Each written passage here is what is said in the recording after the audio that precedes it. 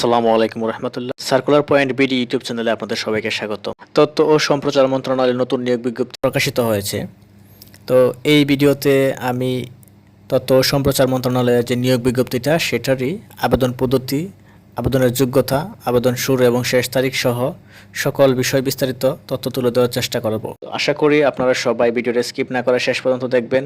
আর যারা চাকরি প্রত্যাশী বা চাকরি খুঁজতেছেন তারা কিন্তু অবশ্যই ভিডিওটা দেখে পিডিএফ কপিটা পড়ে ভালো করে বুঝে তারপর আবেদন করবেন। তো তথ্য ও সম্প্রচার মন্ত্রণালয়াধীন বাংলাদেশ চলচ্চিত্র সার্টিফিকেশন বোর্ডের যে রাজস্ব খাতভুক্ত গ্রেড 14 থেকে 16 পর্যন্ত নিম্নোক্ত শূন্য পদসমূহে বাংলাদেশের স্থায়ী নাগরিকগণ অনলাইন মাধ্যমে, শুধুমাত্র অনলাইনের মাধ্যমে আবেদন আহ্বান করা হচ্ছে। 1 নম্বর পদ 60 মুদ্রাক্ষরিক কাম কম্পিউটার অপারেটর, মোট শূন্য পদ 1টি, বেতন স্কেল 10,200 থেকে 24,680 সর্বোচ্চ, গ্রেড 14।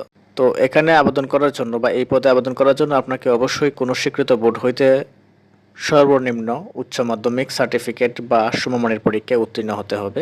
60 লিপিতে গতি প্রতি মিনিটে বাংলায় 45 শব্দ, ইংরেজিতে 70 শব্দ। কম্পিউটার ব্যবহার সংক্রান্ত ওয়ার্ড প্রসেসিং, ডাটা এন্ট্রি ও টাইপিং এর গতি প্রতি মিনিটে বাংলায় 25 শব্দ এবং ইংরেজিতে 30 শব্দ থাকতে হবে। তারপরে দ্বিতীয় যে পদের কথা বলা হচ্ছে অফিস সহকারী কাম কম্পিউটার মুদ্রাক্ষরিক, মোট শূন্য পদ 1টি। তো এখানে বেতন স্কেল 9,300 থেকে 22,490 টাকা পর্যন্ত সর্বোচ্চ, বেতন গ্রেড 16। এখানে আবেদন করার জন্য আপনাকে অবশ্যই কোনো স্বীকৃত বোর্ড হইতে উচ্চ মাধ্যমিক সার্টিফিকেট বা সমমানের পরীক্ষায় উত্তীর্ণ হতে হবে।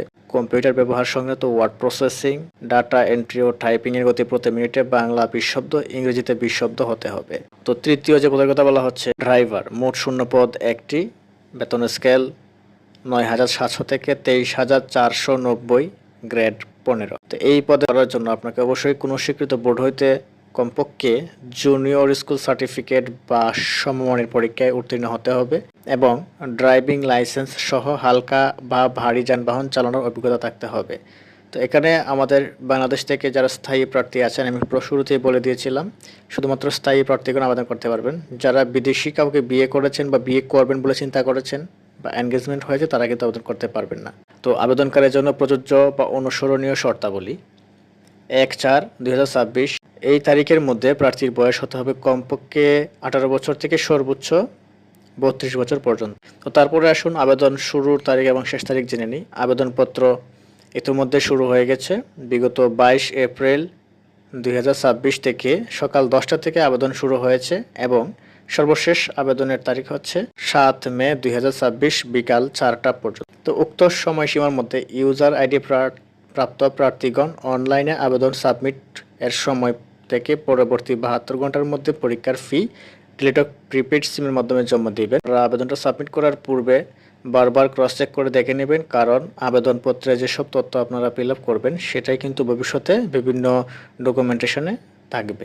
তো আবেদনপত্রে ছবি এবং স্বাক্ষর যথাযথ জায়গায় অ্যাটাচ করতে হবে। ছবির সাইজ 300x300 পিক্সেল এবং সর্বোচ্চ 100 কেবি হতে পারবে এবং স্বাক্ষরের সাইজ 300x80 পিক্সেল, সর্বোচ্চ 60 কেবি হতে পারবে।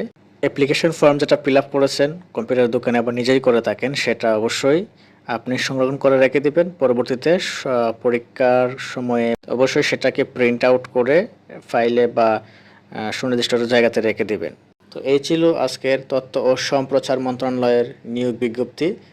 যেহেতু সময় অল্প আছে সেক্ষেত্রে শেষ সময়ের জন্য অপেক্ষা না করে এখনই আবেদনটা করে রাখুন, যাতে করে আপনারা এই ভালো সুযোগ একটা হাতছাড়া না হয়ে যায়। তো এই ধরনের চাকরির আপডেট নিউজ সবার আগে পেতে সার্কুলার পয়েন্ট বিডি ইউটিউব চ্যানেলটি সাবস্ক্রাইব করে পাশে থাকা বেল আইকনে অল সিলেক্ট করে রাখুন। ভিডিওটা ভালো লাগলে অবশ্যই এটা লাইক করবেন। ধন্যবাদ সবাইকে।